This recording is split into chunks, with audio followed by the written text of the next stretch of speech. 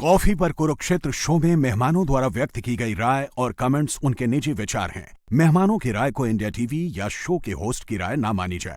India TV का मकसद किसी भी व्यक्ति या वर्ग की भावना को ठेस पहुंचाना नहीं है।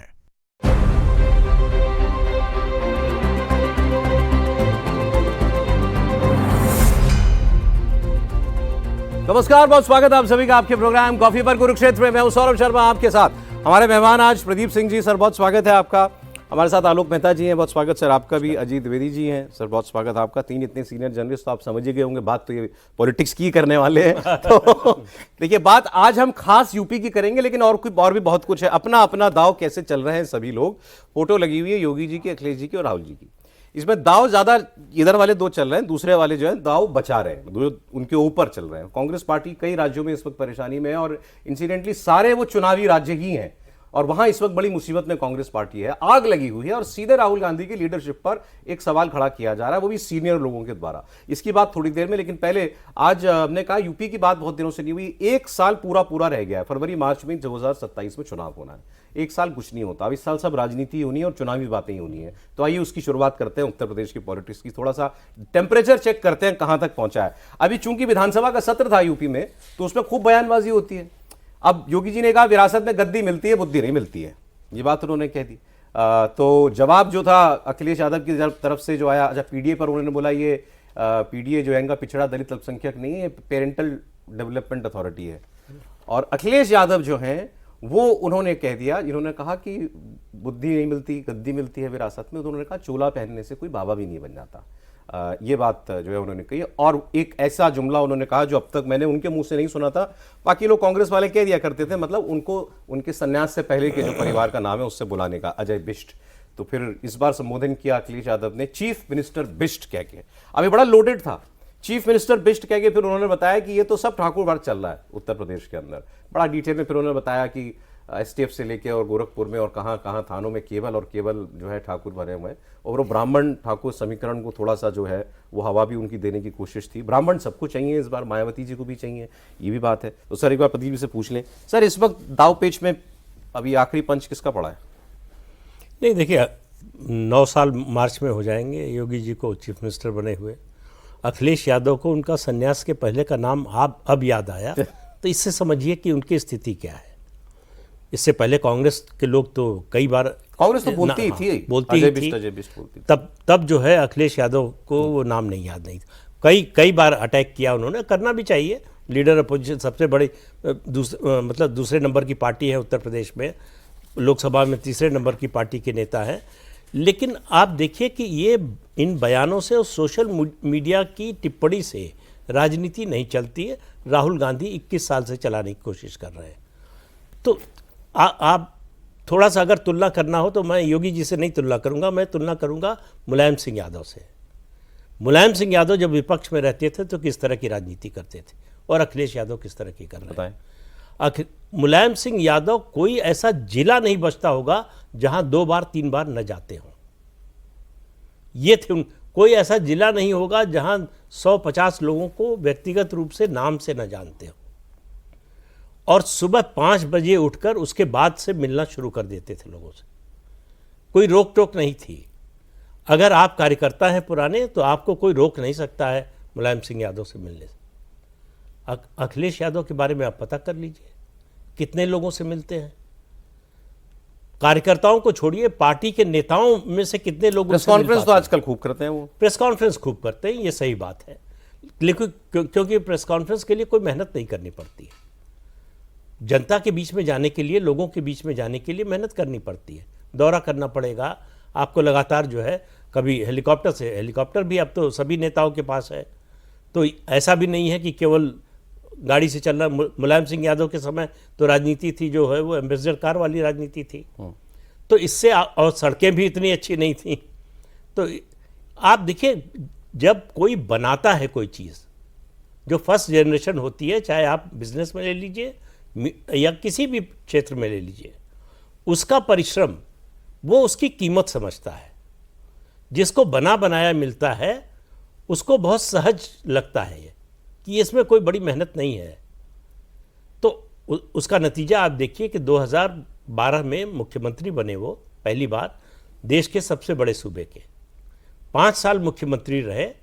जब मुख्यमंत्री बने थे तो 224 सीटें थी विधानसभा की, और उनके नेतृत्व में जब चुनाव लड़ा गया तो 47 सीटों पर आए। तो 224 मुलायम सिंह यादव की राजनीतिक कमाई थी और 47 सीट अखिलेश यादव की कमाई थी। ऐसा नहीं कि उन्होंने 5 साल मुख्यमंत्री थे तो काम नहीं हुआ, काम हुआ, अच्छा काम हुआ।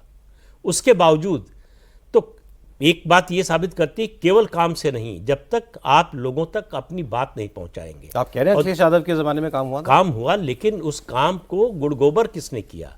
माफिया राज ने। अगर माफिया सरकार चलाने लगे, चलाए न चलाए, ये इंप्रेशन बन जाए कि माफिया सरकार चला रहा है, माफिया हावी है, पुलिस अफसर माफिया को सैल्यूट करता था, मतलब पुलिस माफिया से डरती थी, माफिया पुलिस से नहीं डरता था। और कहीं भी किसी गांव में चले जाइए, आप पूछ लीजिए। चलो, अखिलेश यादव की 5 साल की चीफ मिनिस्टरशिप का पर सबसे बड़ा सवाल लॉ एंड ऑर्डर ही है। अखिलेश यादव नहीं, ये समाजवादी पार्टी की लिगेसी है। मुलायम सिंह यादव जब भी सत्ता में से गए, लॉ एंड ऑर्डर के मुद्दे पर ही। ठीक है, और आपने कहा कि अखिलेश यादव सारी राजनीति जो है चुनाव से 1 साल पहले भी बयानों में, प्रेस कॉन्फ्रेंस में, ट्विटर पर ही कर लेना चाहते हैं। हाँ, जमीन पर उतरना ही नहीं चाहते। अच्छा, ठीक है। आज लेकिन नेता लोग सबक लेते हैं। आज कल की प्रेस कॉन्फ्रेंस थी शायद, वो उसमें उन्होंने गाना बजाया। बिहार में नहीं गाने चल गए थे कट्टा वट्टा वाले, खूब वो चिपक भी गए। और मोदी जी अपनी रैलियों में बताते थे कि ये बोल हैं गाने के, तो ये आएंगे तो ये अभी से ये कर रहे हैं, आएंगे तो क्या करेंगे।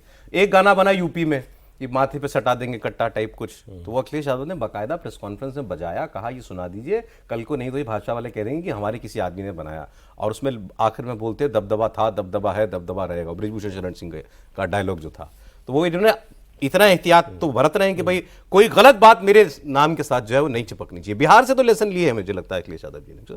बिल्कुल बिल्कुल, तो वो क्यों नहीं लिया होगा लेसन उन्होंने बिहार से? वो बिहार में गए, उन्होंने चुनाव प्रचार किया राष्ट्रीय जनता दल के पक्ष में, लेकिन नतीजे तो आए नहीं थे उस अनुपात, उस तरह से जिस तरह की वो लोग उम्मीद कर रहे थे।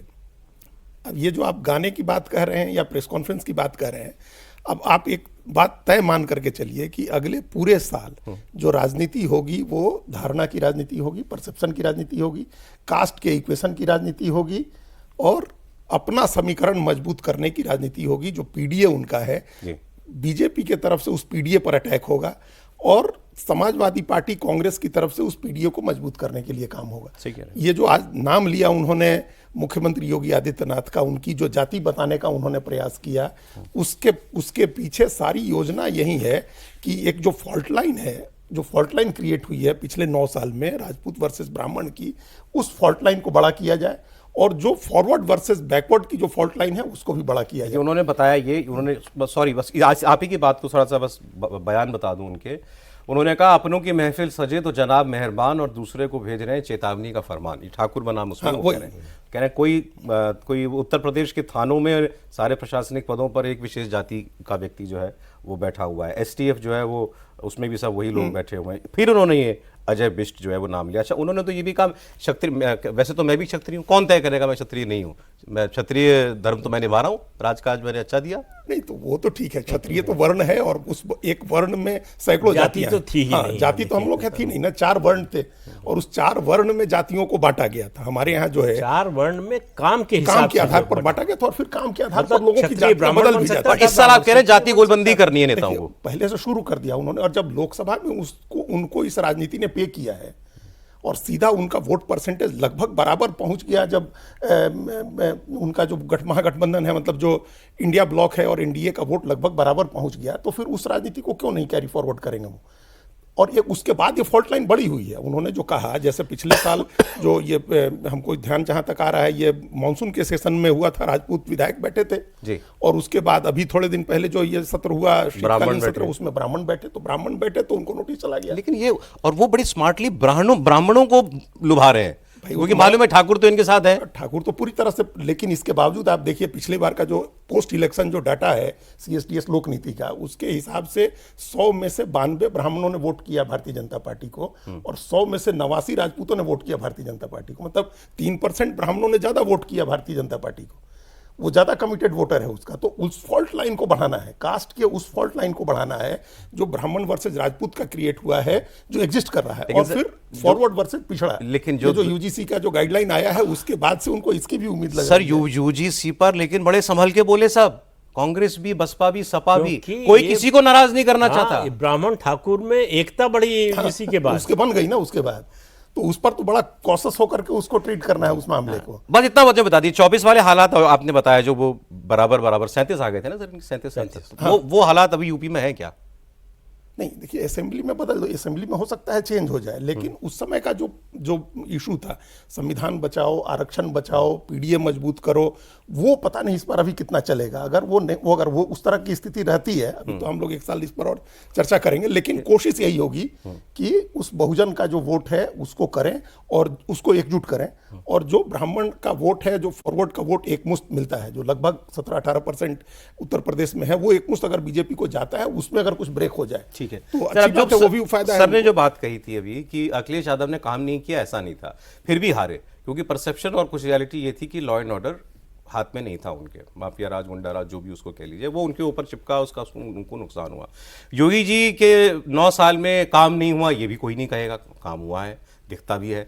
और जो अखिलेश यादव की सबसे बड़ी कमजोरी थी कानून व्यवस्था, वो इनका सबसे बड़ा स्ट्रॉन्ग पॉइंट है, लॉ एंड ऑर्डर जो है। तो इस सबसे गाड़ी निकल जानी चाहिए या इसके बाद भी जाति वाती जोड़नी पड़ती है? देखिए, यहाँ मैं आप हमारे दोनों मेहमान और मित्र हैं, ये की जाति कहते हैं, लेकिन आप बिहार में आप देखिए, या बीजेपी ने तो जो जाति को तब तोड़ करके जिनको अध्यक्ष बनाया, धीरे धीरे अपने प्रधानमंत्री नरेंद्र मोदी या कहें पार्टी को जिस तरह से चला रहे हैं, मनोहर लाल जी को वहाँ बिना जाति के बनाया गया था, जाट कोई सोच ही नहीं सकता था उस समय बिना गैर जाट बनेगा।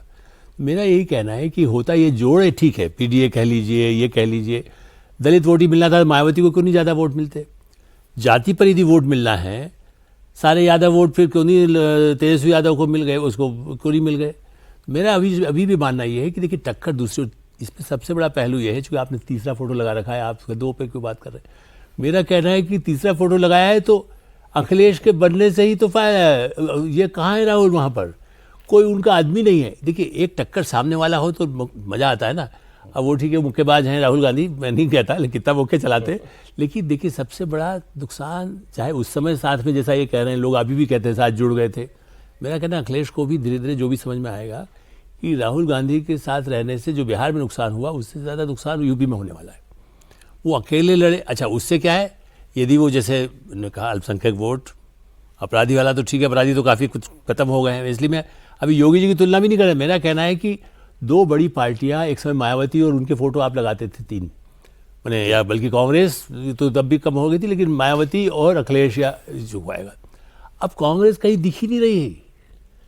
तो लड़ने में मजा तब आता है कोई सामने दिखे। उनको पहले अखिलेश से लड़ना ना सर, अगर वो तो चाहेंगे अलायंस हो तो वो, लेकिन वो चाहते हैं कि कोई सम्मानजनक समझौता हो। हाँ, कौन? राहुल गांधी चाहते होंगे अखिलेश यादव से कुछ सम्मानजनक सीटें लेना। राहुल गांधी चाहते होंगे, बाद में अखिलेश कितने सीट अब इस बार देंगे, और इसीलिए बीजेपी को ये है कि भाई ये मुस्लिम वोट लेना चाहते हैं ना, मैं इसलिए साफ मुस्लिम वोट चाहते हैं, यादव ले लेंगे, पीडीए में भी कुछ होगा, जैसा इन्होंने कहा, ब्राह्मण हो, राजपूत हो, वो जरूर उस जाति के हिसाब से तो नहीं, वो वोट जो बीजेपी का है वो अपने आप एक है, उसमें वर्कर्स भी हैं, और ये 1 और 1 2 हैं, या और 2 लोग कोई ले आएंगे कहीं से, जैसे छोटे छोटे दल है, लेकिन वहाँ 1 और 1 11 हैं, योगी और मोदी हैं। देखिए ये रहेंगे, वो 1 2 बाप, ये 2 बड़े ताकतवर हैं। तो ये दोनों नाम सारे समीकरणों में भारी हैं। इसलिए भारी हैं क्योंकि लोकसभा चुनाव में, मैंने पिछली बार भी आपके प्रोग्राम में बोल दिया था कि पार्टी की भी कुछ कमजोरियां थी। इस बार मोदी जी 27 में, मैं 29 का तो भविष्यवाणी नहीं कर सकता, या भविष्यवाणी किसी 27 की भी नहीं करना चाहता, लेकिन इस बार उतनी सतर्कता होनी है कि पार्टी ऐसा नहीं डिवाइड होगी जैसे उस चुनाव में हुई थी। उस चुनाव में जितना नुकसान पार्टी के लोगों ने किया, मेरा मानना है कि राहुल गांधी या उनकी अखिलेश ने नहीं किया।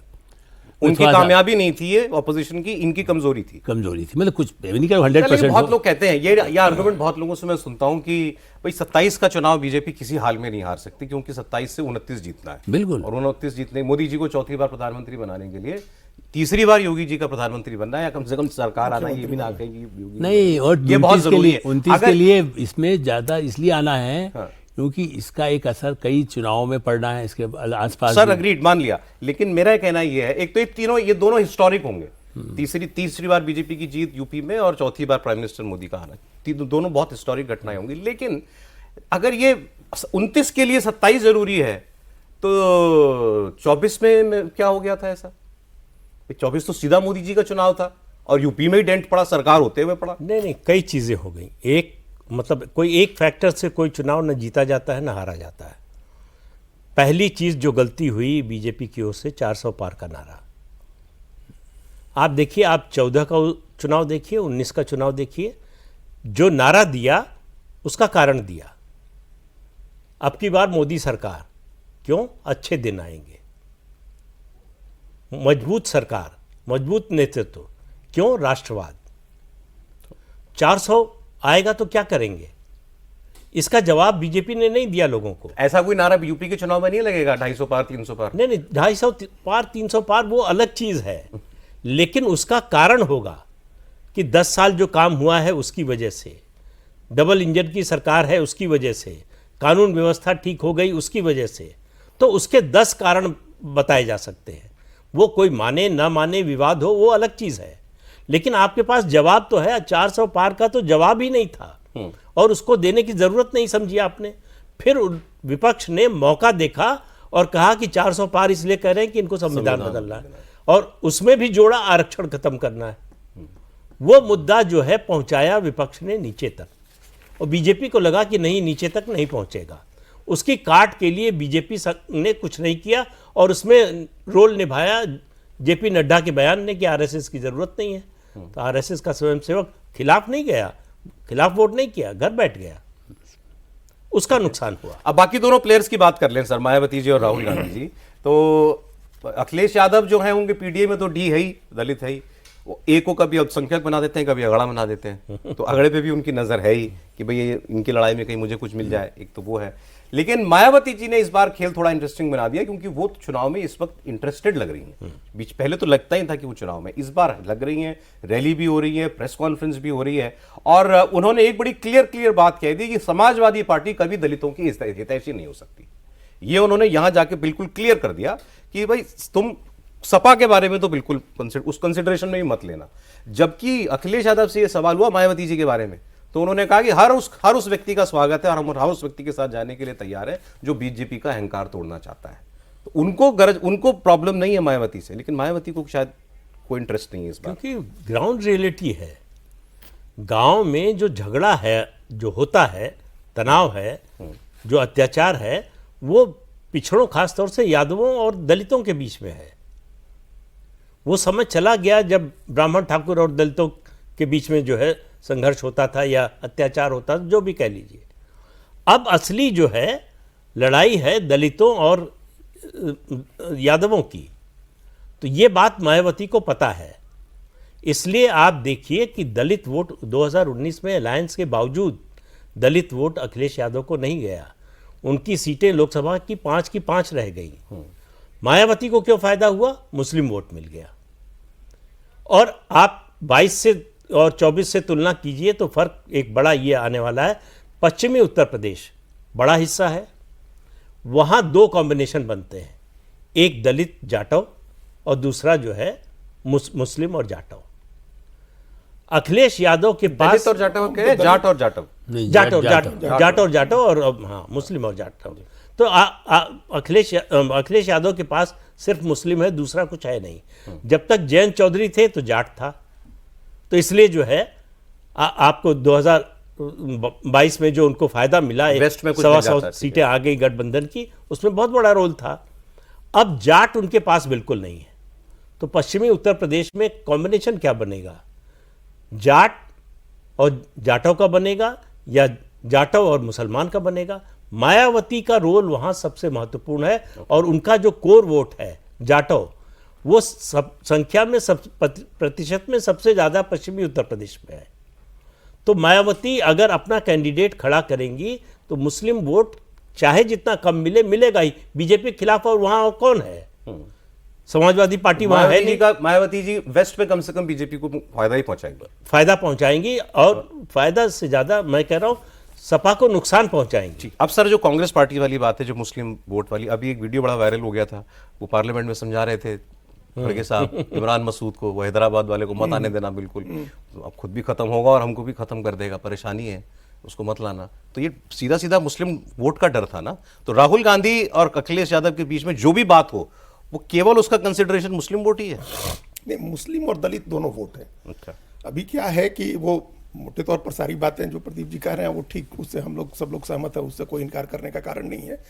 अब मायावती के पास सिर्फ जाटो वोट ही बचा हुआ है। दलित का जो 19-20% वोट है उसमें से बाकी वोट उनके पास से चला गया है। जाटो है, बहुत कमिटेड है, उनके साथ बचा हुआ है और पश्चिमी उत्तर प्रदेश में निश्चित रूप से सपा का नुकसान करेंगे। लेकिन हम लोग घूमते हुए उत्तर प्रदेश में लोकसभा चुनाव में, बिहार में घूमते हुए एक मल्लिकार्जुन खड़गे की वजह से या राहुल गांधी का जो रेटोरिक है दलित को लेकर के, बहुजन को लेकर के, उसकी वजह से दलितों का एक रुझान कांग्रेस के प्रति है, दिखता है, दिखता है। और मुसलमानों का भी दिखता है। तो उसकी वजह से दलित मुसलमान दोनों पर कांग्रेस काम कर रही है, खाली मतलब सिर्फ मुस्लिम नहीं, दलित और मुस्लिम दोनों पर काम कर तो रही ये अखिलेश को मजबूर करेगा अलायंस करने के लिए? है। निश्चित रूप से करेगा। देखिए अभी की बात जो हो रही है ना, अखिलेश यादव हो या दूसरा कोई भी आप छत्रप उठा लीजिए, जो रीजनल फोर्सेज हैं वो कांग्रेस के डोमिनेंस को समय समय पर चैलेंज करते हैं। उनके डोमिनेंस को कम करने के लिए इस तरह के बयान दिए जाते रहते हैं। ये उनके अलायंस का इंटरनल मामला है। जब चुनाव आएगा नजदीक तो उनको अलायंस करना ही करना है। अच्छा, होना ही है, होना ही होना है, वो उसमें नहीं है। देखिए ये बंगाल की तरह का मामला नहीं है। यहाँ अलायंस होगा, अखिलेश यादव और कांग्रेस पार्टी करेंगे, जो समझौता करना है, जितनी कम सीटें करनी है वो करेंगे लोग। जैसे तमिलनाडु में होना है अलायंस, उसमें कोई वो नहीं है, कोई कंफ्यूजन नहीं होना है। ये अलायंस का इंटरनल मामला है। और ये ठीक बात है कि समाजवादी पार्टी को दलित का वोट नहीं मिलेगा, लेकिन कांग्रेस पार्टी को दलित का वोट मिल सकता है, कांग्रेस को मुसलमान का भी वोट मिल सकता है, कांग्रेस पार्टी को ब्राह्मण का वोट भी मिल सकता है। कांग्रेस रेलेवेंट है। हाँ, कांग्रेस को ब्राह्मण का वोट भी मिल सकता है। भाई हम लोगों ने लोकसभा चुनाव में जो इतना क्लोज अंतर इतना कम हो गया प्रधानमंत्री की कॉन्स्टिट्यूंसी में, किस वजह से हो गया? क्योंकि फॉरवर्ड का वोट कांग्रेस पार्टी को मिल सकता है अभी, तो इसलिए अलायंस होगा और वो उसकी वजह से कुछ और वोट का कंसोलिडेशन हो सकता है गठबंधन के पक्ष। ये मतलब तो ये आपने कहा कि कांग्रेस अभी रेलेवेंट है, कांग्रेस के पास ऑफर करने के लिए अखिलेश यादव को अलायंस के लिए बहुत कुछ है। अभी आप पूछ रहे थे, लेकिन सर ने कहा कि यूपी में कहां दिख रहे हैं? सर, जितने चुनावी राज्य हैं वहां से आवाजें उठ रही हैं राहुल गांधी की लीडरशिप के खिलाफ। सबसे ज्यादा वायरल मणिशंकर अय्यर हुए हैं। मणिशंकर अय्यर अक्सर कांग्रेस के समर्थन में बयान देके कांग्रेस को फंसाते थे, इस बार तो सीधा हमला बोल दिया है। और इस बार केरल में वो कह आए, 10 साल से वहां पर लेफ्ट की सरकार है, 5 साल में हर साल बदलती थी, पिछले 10 साल से वहीं पर दो चुनाव लगातार एलडीएफ जीता है। और वहां वो मुख्यमंत्री के लेफ्ट के बगल में, उनके बगल में खड़े होकर कही है कि आपने बहुत बढ़िया काम किया, गांधी जी के सपने को कोई साकार कर रहा है तो आप ही कर रहे हैं, और तीसरा चुनाव भी आप ही जीतेंगे, आप ही मुख्यमंत्री बनेंगे। पार्टी ने डिसोन किया। पार्टी ने, मैं फिर भी कहता हूं कांग्रेस ने बड़ी शालीनता से उसको हैंडल किया इस बात को, और कहा कि भाई ये बहुत अरसे से इनका कांग्रेस से कोई लेना देना नहीं है। तो जिस व्यक्ति ने, प्रबंध खेड़ा ने बयान दिया था, उनको उन्होंने टट्टू, तोता, पता नहीं क्या क्या कह दिया, और ऐसा प्रवक्ता लगाओगे तो पार्टी डूबनी ही है। फिर केसी वेणुगोपाल को भी नहीं छोड़ा क्योंकि वो केरल के ही हैं। उन्होंने कहा इज अ राउडी पर्सन, अगर ऐसे लोगों के साथ लेके चलना है तो राहुल गांधी वहीं रहेंगे जहां पर हैं। फिर उन्होंने कहा कि मैं गांधीयन हूँ, नेहरूवियन हूँ, राजीवियन हूँ, but I am not a Rahulian, मतलब मैं राहुल की टीम में नहीं हूँ। हाँ, तो यही सौरभ जी, देखिए यही मेरा कहना है कि उस खाली आके वो उनकी आवाज़ बोल रहे हैं जो दूसरा सब कांग्रेसी बोल रहा है, जो थोड़ा बहुत भी प्रभावशाली रहा है। छोड़िए इनका, तो मैंने हमेशा वो मैंने कहा ना, राजीव गांधी के समय से मैंने देखा है कि वो कब क्या बोल देते हैं। राजीव गांधी के लिए एम्ब्रेसिंग होता था, तो वो जाते, इस पार्टी से एक बार निकाले जा चुके हैं। वो जो पवन खेड़ा के लिए बोले हैं, वो कोई वैसा तो गलत तो नहीं बोले हैं। वो राजीव गांधी के समय से आए हैं, दोनों स्कूल से आए हैं। पवन खेड़ा कहाँ पर थे सब जानते, मैं कहने की जरूरत नहीं है, किस बड़े महान नेता थे। तो यदि उनके बारे में यदि बात ये कहते हैं, तो पार्टी में ऐसे वेणुगोपाल कोई नाम ही नहीं सुना था। मैं कहता भाई अभी किसी से मोहल्ले में चले जाइए, दिल्ली में भी जहाँ कोई रहता है उसे पूछे कौन है वेणुगोपाल, नहीं पहचानेंगे। ये दूसरा में, अब यूपी की आप जब या कहीं की बात करें, कहीं भी लोग आपको चाहिए ना करने के लिए। आप दलित के मुस्लिम मान के चल रहे हैं कि दलित मुस्लिम गुलाम नहीं है कांग्रेस का या किसी पार्टी का, धीरे धीरे खिसक रहा है ना, चाहे माधवी की तरफ जाता है, अखिलेश की तरफ जाता है, कहीं और। ये जो गारंटी, इसी पर राहुल फिर दबाव डालेंगे कि मेरे साथ दलित है, मेरे साथ मुस्लिम है। और अखिलेश यदि ये समझेंगे कि भाई यदि इनका वो इनको भी मिलेगा, इनको मिलेगा, मुझे फिर बाद में क्या होगा मेरा, इस दृष्टि से सोचना तो ये होगा कि ये टेकन फॉर ग्रांटेड ले रहे हैं। कांग्रेस का वोट कहाँ ट्रांसफर होकर के आ रहा है, यूपी बिहार में मिला क्या, या और किसी राज्य में मिला क्या वो इस स्थिति में है कि उनके पास ऐसे वर्कर हों जो कहें भाई जाके आप समाजवादी के लिए वोट डलवा दीजिएगा। 6 सीट तो जीत ही गए थे यूपी में, कुछ भी कहिए 24 में। हाँ, वो तो ठीक है कि 6 सीट, वो तो अब वो कहे कि अलायंस जीते, जो भी जीते, मतलब मैं नहीं कह रहा हूँ कि कांग्रेस नहीं जीतेगी, बिल्कुल खत्म हो जाएगी। कांग्रेस जिंदा रहे तो बीजेपी को तो और फायदा होता है भाई, कौन राहुल सामने है, देश भर में झंडा बुलंद होता रहता है। लेकिन ये जो अभी आप मणिशंकर वाली बात आप कह रहे थे, ये मणिशंकर अय्यर एक इरेटिक पर्सन जो बिल्कुल जो अभी गिनती में नहीं है कांग्रेस में, केवल एक ऐसे फ्रिंज का बयान है, या ये कांग्रेस या ये वो रिफ्लेक्ट कर रहे हैं किसी कांग्रेस के असंतोष को? मतलब ये नहीं कि वो किसी से बात करके या पार्टी मीटिंग में बैठे डिस्कस कर रहे हैं, वो रिफ्लेक्ट कर रहे हैं। मैं इसलिए आपसे बार बार कह रहा हूँ, अब कोई मध्य प्रदेश में थोड़ी कोई बोल रहा है, राजस्थान में बोल रहा है, गुजरात में बोल रहा है, अंदर से महसूस कर रहा है जो बोल नहीं पा रहा है, वो उसकी जुबान ये बोल रहे हैं, उनकी जुबान बोल रहे हैं इनको ये। और ये ठीक है, वो अपनी जुबान तो बोलते ही है, दूसरे की जुबान ना भी बोले। दूसरा देखिए, ये केरल चुनावी राज्य यहाँ झगड़ा, राहुल गांधी पे सवाल। असम में, असम का 2 चुनाव में तो कांग्रेस को उम्मीद है, असम में और यहाँ पे केरल में। केरल का हकीकत इन्होंने बता दी। और असम में जो कैंपेन कमेटी का चीफ है, एक्स पीसीसी प्रेसिडेंट है, उसने इस्तीफा दे दिया। चलिए, इस्तीफा देने के बाद सारे बड़े नेताओं ने उसको मनाया, भूपेन बोरा को। फिर राहुल गांधी से 15 मिनट फोन पे बात कराई। ये कांग्रेस के नेताओं ने बोला कि राहुल गांधी से बात की है इन्होंने, और राहुल गांधी से बात करने के बाद वो कहते हैं कि मैं अभी विचार करूंगा। आप ये सोचिए, ऐसे सोचिए कि कोई बीजेपी में कोई नाराज हो और मोदी जी से बात करा दी जाए या अमित शाह से बात करा दी जाए, और उसके बाद भी वो कहे कि मैं भी सोच के बताऊंगा मैं। तो ये किस पे रिफ्लेक्ट करता है? ये लीडरशिप पर रिफ्लेक्ट करता है। अभी प्रदीप जी कहे उसके पहले आपको याद दिला दें कि हिमाचल प्रदेश में हुआ, बड़े नेता ने मना कर दिया, प्रधानमंत्री ने बात किया। ये बिहार में हुआ, बिहार में 1-2 लोगों को जो दूसरे घटक के भी थे, यदि कहीं से यदि अमित शाह या मोदी जी से एक बार खाली कह दीजिए क्या बात है, कुछ है बात कहना, इतना सा भी एक लाइन भी कह देंगे तो होगा। राहुल गांधी का कहने का कहा, कितने लोग जो उनके क्लोज रहे हैं मणिशंकर के बाद वाली पीढ़ी के, उनके कहने के बाद भी सुना ही नहीं कोई आदमी भी कहता भाई ठीक है आप नहीं। अब बटिया आसाम वाला मामला सीरियस था क्योंकि वो आदमी बड़ा सीरियस है। हाँ, भूपेन बोरा निश्चित रूप से। और मणिशंकर अय्यर ने जो बात कही उसको भी, उस पर भी ध्यान दीजिए कि आखिर राहुल गांधी के दोस्त क्यों छोड़कर जा रहे हैं। भी बोला उन्होंने, बिल्कुल। मतलब ये तो सच्चाई है, ये कोई उनकी ओपिनियन नहीं है, ये फैक्ट है कि छोड़कर गए और बड़े करीबी लोग छोड़कर गए। तो राहुल, जो बात अजीत जी कह रहे हैं उत्तर प्रदेश के संदर्भ में कांग्रेस की, मैं उससे सहमत नहीं हूँ। कांग्रेस का कुछ नहीं है उत्तर प्रदेश में। 2019 में 5 साल की एंटी इनकम्बेंसी हो चुकी थी मोदी की। राहुल गांधी प्रधानमंत्री बन सकते हैं, ये परसेप्शन बनाया जा रहा था। राहुल गांधी राष्ट्रीय अध्यक्ष थे कांग्रेस के और अपना चुनाव लोकसभा का हार गए। 2017 में सपा और कांग्रेस का अलायंस हुआ। कांग्रेस पार्टी कितनी सीटें जीती? 7। राहुल गांधी और अखिलेश यादव एक साथ मिलकर कैंपेन किया। देखिए, ये आ सकता है, वो आ सकता, सब आ सकते हैं। आपके पास बर्तन तो होना चाहिए। बारिश हो रही है, अगर आपके पास कोई बर्तन ही नहीं पानी जमा करने का, तो आप कहां जमा करेंगे? संगठन तो होना चाहिए। संगठन नाम की चीज उत्तर प्रदेश में कांग्रेस की बची ही नहीं है। ये जो अलायंस बना हुआ है सपा और कांग्रेस का, वो अखिलेश यादव के डर की वजह से, कि ऐसा न हो कि कांग्रेस अकेले लड़े और मुसलमान कुछ छिटक जाए। इसके अलावा और कोई कारण नहीं। अखिलेश यादव को अच्छी तरह से मालूम है कि राहुल गांधी और कांग्रेस उनको कुछ नहीं देने वाले। वो संभावित नुकसान से की आशंका में, तो आशंका कायम है ना सर? वो जब आशंका कायम है, वो बढ़ने वाली है। अच्छा, बढ़ने वाली इसलिए, अभी आपने जिक्र किया खड़गे साहब के उस वीडियो का, तो ये बात तो तय है कि वैसी चुनाव लड़ेंगे।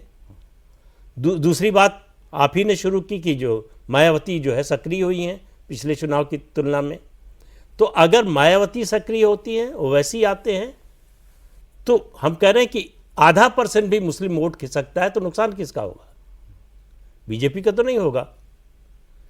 तो अखिलेश यादव के सामने चुनौतियां बहुत सारी हैं, और अगर वो समझ रहे हैं कि ये 37 सीट वो उनका अर्जित किया हुआ है, तो मेरा मानना है कि ये बाढ़ का पानी है। बाढ़ के पानी से आप नदी के जल स्तर को मत आंकिए।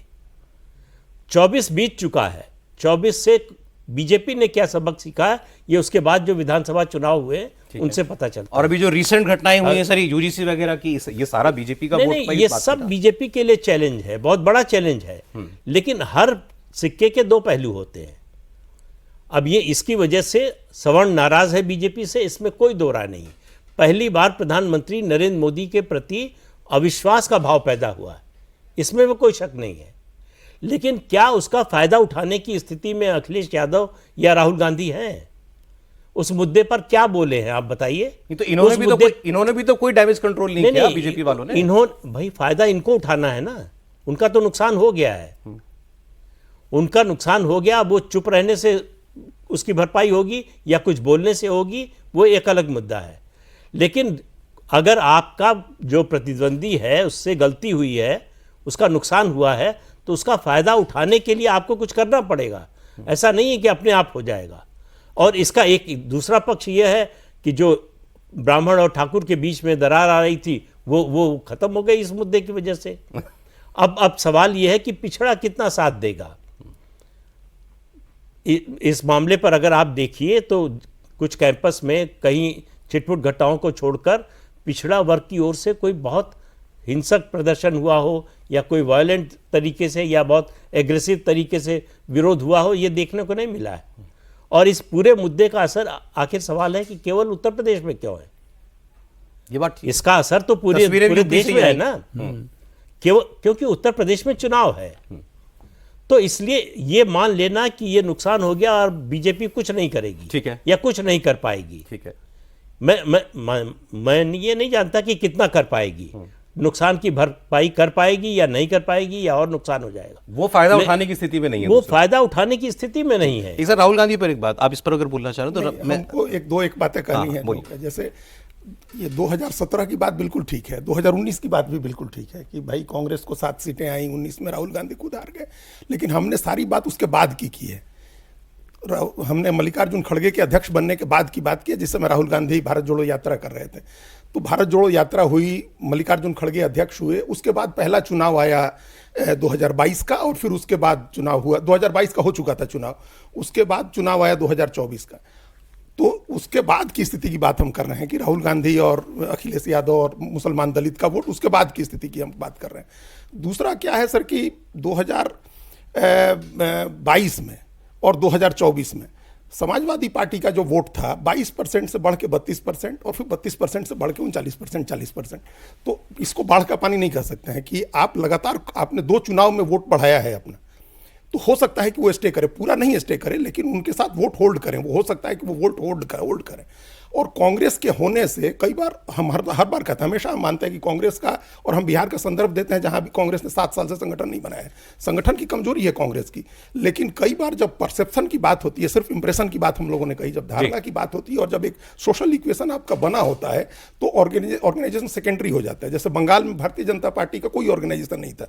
पिछले 2 चुनाव में भाजपा जो जीती है, सिर्फ परसेप्शन के दम पर जीती, सोशल इक्वेशन के दम पर जीती, हिंदू पोलराइजेशन पर जीती। वैसी तमिलनाडु में, केरल में 19% वोट भारतीय जनता पार्टी कोई संगठन के दम पर नहीं ले आ रही है। तमिलनाडु में 12-11% वोट संगठन के दम पर नहीं आ रहा है। वो एक आपकी पोजीशनिंग होती है, सोशल पोजीशनिंग होती है, एक धारणा बनती है जिसे वोट। अगर ये मान लें कि पोजीशनिंग या परसेप्शन से होता है, वो भी कांग्रेस का नहीं है, संगठन तो नहीं ही है। वो समाजवादी पार्टी का है, वो ये समाजवादी पार्टी का मिला जुला है। सर बस समय बिल्कुल अच्छा खत्म भी हो गया। है, बस इतना खराब मुझे भी बता है। दें, क्योंकि हमने सारा डिस्कशन यूपी पे किया। अभी आप पोल पोजीशन पे किसको पाते हैं, आगे किसको पा रहे हैं? उत्तर प्रदेश यूपी में भारतीय जनता पार्टी को पाते हैं, उसमें कोई संदेह नहीं है। पोल पोजीशन में भारतीय जनता सर पार्टी। कोई डाउट है बिल्कुल इसमें? बीजेपी, कोई डाउट ही नहीं है सर कोई डाउट नहीं, दूर दूर तक नहीं। कायम रहेगा ये, मतलब हाँ, इसके देखिए मार्जिन में फर्क आ सकता है, ठीक है, लेकिन ये पोजीशन नहीं बदलने वाली। ठीक है। जो विक्ट्री पोडियम है उस पर नंबर 1 पर बीजेपी ही रहेगी। पहुंची अभी भी लग रही है और पहुंचेगी भी। हाँ। तो देखते हैं, अभी तो 1 साल है कॉफी पर कुरुक्षेत्र में। सर आज इतना ही, बहुत शुक्रिया प्रदीप जी, बहुत शुक्रिया आलोक जी आपका, अजीत जी बहुत धन्यवाद आपका।